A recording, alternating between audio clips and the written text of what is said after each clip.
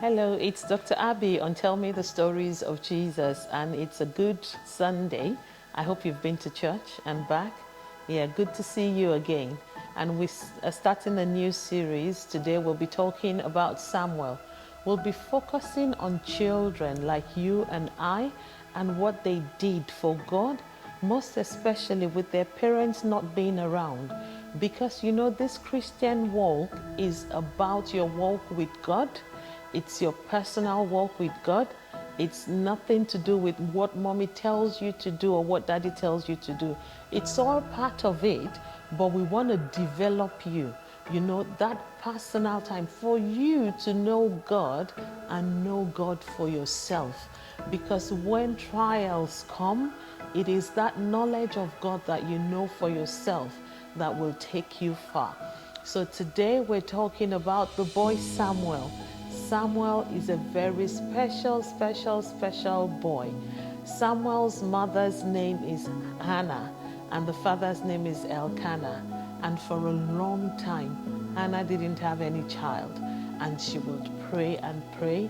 She went to the temple one day and she prayed so much.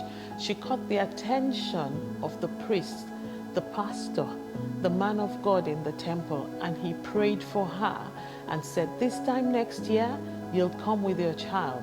And true to that prophecy, the next year, she got pregnant and she had that baby boy, Samuel.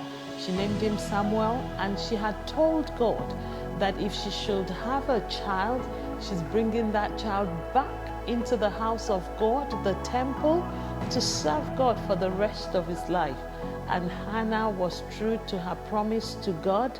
How many of you are true to your promise when you promise something? She was true to it, and she brought Samuel back to the temple and handed him over to Eli. And that's how Samuel ended up in the temple, serving in the presence of God. Mommy and daddy were far away, but he stayed there and he was learning from Eli. And do you know there were two other boys, much older than Samuel, in the temple? They were the sons of Eli, Ophni and Phinehas. So they were also in the temple, the pastor's boys.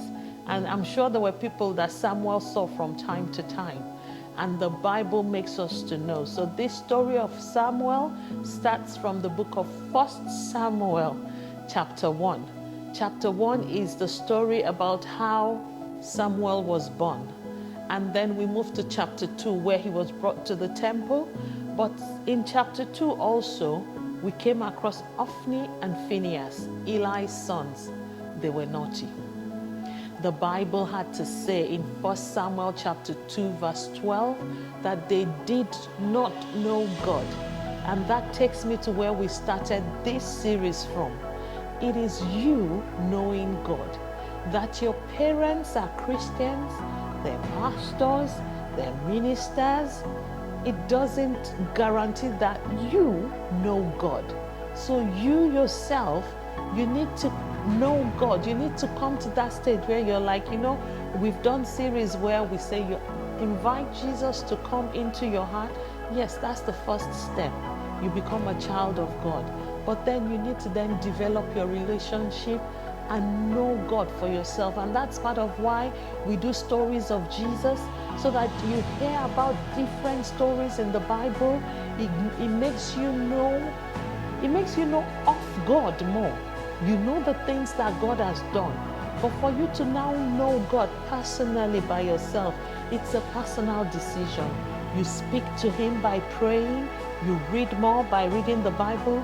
You hear more by listening in the church. You know, sermons, junior church, stories of Jesus. You need to know God. Ophni and Phinehas were in the house of the Lord, but they didn't know God. They were so badly behaved that the Bible says that people did not want to come and give to God. Because they're giving something to God, Ophni and Phinehas are taking it for themselves because they are the pastor's boy. You know, you don't do things that makes people not want to come to God. They didn't know God. But we're back to Samuel, because we're looking at Samuel. We want to be like Samuel. So Samuel grew, and Samuel was well behaved. He was in the house. The Bible makes us to know at that time, Samuel himself didn't know much about God, but he was in a place where he knew this is a temple. So you behave yourself in the house of God. At least that little he knew. If you're in school, you know that you don't go during your lessons and start to play loud music. So wherever you find yourself, you behave, isn't it? So we'll still come to the lessons, but Samuel was there. He behaved himself properly in the presence of God, learning what to do. He put on the ephod every day. That's what priests put on. So right from when he was young, he had started to emulate what he should be, growing up in the house of God. And then let's come to the part where he now meets with God. So one night he was sleeping. Eli was also sleeping. The light in the temple was going down. You know the way you also will dim the lights in your room when you want to sleep? And then Samuel heard, Samuel. Someone called him. Of course, it was only Eli he knew that would be around. So he ran to Eli.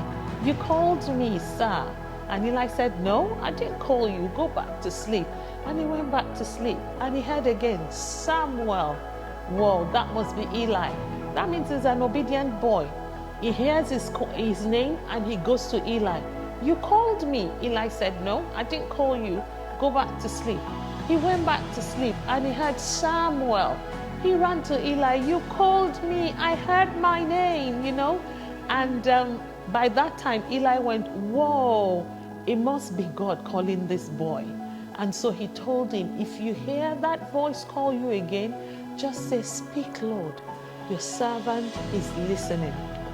And Samuel went back to sleep. And when he went back to sleep, he heard the name again, Samuel, Samuel. And what did he do? He obeyed the instructions he had been given. Speak, Lord, your servant is listening. And then God told him a lot.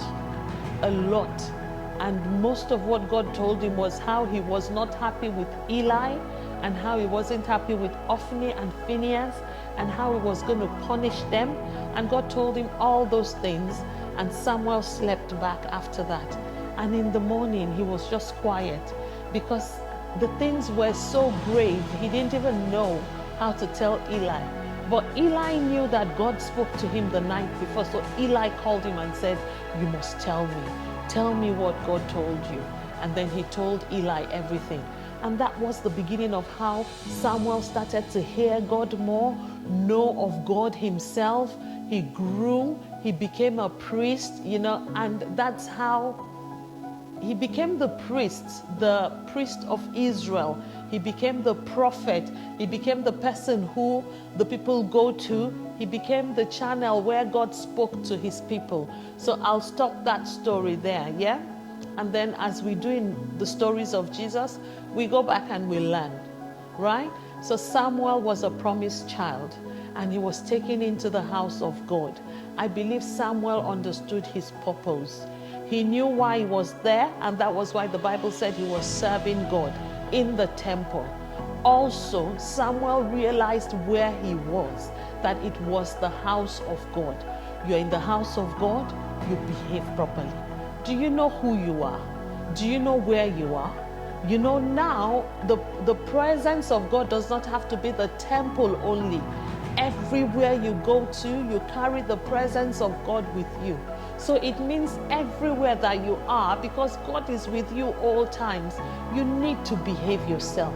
You need to carry yourself as a child of God. People need to see you and want to serve God. Not like Ophni and Phinehas. With what they did, people didn't want to bring offering to the house of God again. And so that's one point. Be like Samuel. Carry the presence of God everywhere you go and behave yourself. Now, Samuel had every excuse you and I would normally have. Ophni and Phinehas, big boys, people you look up to, they're misbehaving. What do? You just copy them and misbehave. Because at that time, it looked like they were getting away with everything anyway. They were the big boys, the popular boys, the happening boys. But Samuel never, ever copied them. because he knew what they were doing was wrong. So we can liken them to other Christians around us. They were pastors' sons, yeah, but they didn't know God. So no matter what people around you are doing, and they're supposed Christians, you know God for yourself. You do what you know will please God. You don't copy bad behavior because the person happens to be a child of God. Remember when we talked about the Queen of Sheba? You test every spirit. You don't just take what they do, and follow blindly. No matter their position or their post, you know God for yourself. You stand by the things God tells you to do that you've read in the Bible. Don't say because Tommy's mom is a pastor and Tommy steals, therefore it's okay to steal. It's not okay. Tommy has issues that he needs to sort with God. Yeah? So that's another lesson that we learned from there. And then another lesson that we learned was that when you're not sure of something as a child of God, ask for guidance. So somebody called Samuel.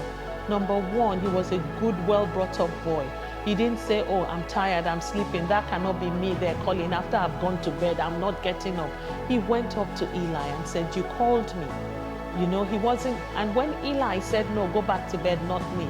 Some of you, if you hear that name again, you won't get up. You'll be like, Eli already said it's not him. I'm not. Whoever is doing that, can you stop it, please? No, he got up again. 3 times he did. So he was a very good boy. When you hear your name, when someone is calling you, when something is looking not too clear, don't just shove it aside and give up. Go and ask, why am I having these dreams all over again? Why is so and so happening? Why is it every time I read the Bible, I see rejoice in the Lord always? And then somebody else can explain to you, this is X, Y, Z. This is why this is happening so many times. He went to Eli. And Eli then said, oh yes, next time you hear, it is God. So from there, then he knows the voice of God. The next time he hears Samuel, he's not going anywhere. He's saying, speak, Lord. Because now he knows, and once you know, you continue to improve. And then God told him some very important, crucial things. Samuel didn't then get up immediately and say, Eli, you're going to die. Your sons are going to die. God said this. Wisdom. Remember the wise queen. He was very wise. He didn't talk too much. He kept his mouth shut until Eli then asked him. And then he told Eli, in a very humble way, told him everything. Because at the end of the day, he really had to obey God. God said he should go and tell Eli. But he was very wise in the way he went around it. So you see people behaving badly. If God is telling you to tell them to stop it, apply wisdom also. If you don't know what to do, ask God or ask somebody more matured around you and tell them how to go about it. Tell them how God is not happy with it. And then with that, at least God knows that you're not observing something bad and you're just allowing it to happen. And so Samuel told Eli in all humility, yeah? At some point again, we'll talk about different things that Samuel did. But that's how he progressed, and then he grew up to be a prophet. So we've learned, quite a number of things about Samuel today. And I hope that you're going to apply it to your life also. Learn to know God. Don't just assume you know him because your parents are Christians. Don't be like Ophni and Phinehas. Be like Samuel. Develop a personal relationship with God. Behave yourself everywhere you go because you are in the presence of God at all times. You carry the presence of God. In the house of God, in the presence of God, you behave like a child of God. Until the next time, when we talk about some other exciting boys and how they behaved. And remember, Samuel's mom and dad were not even there, and he still behaved himself. It's going to be bye-bye from Dr. Abby, and I'll see you next time on Tell Me the Stories of Jesus. Bye.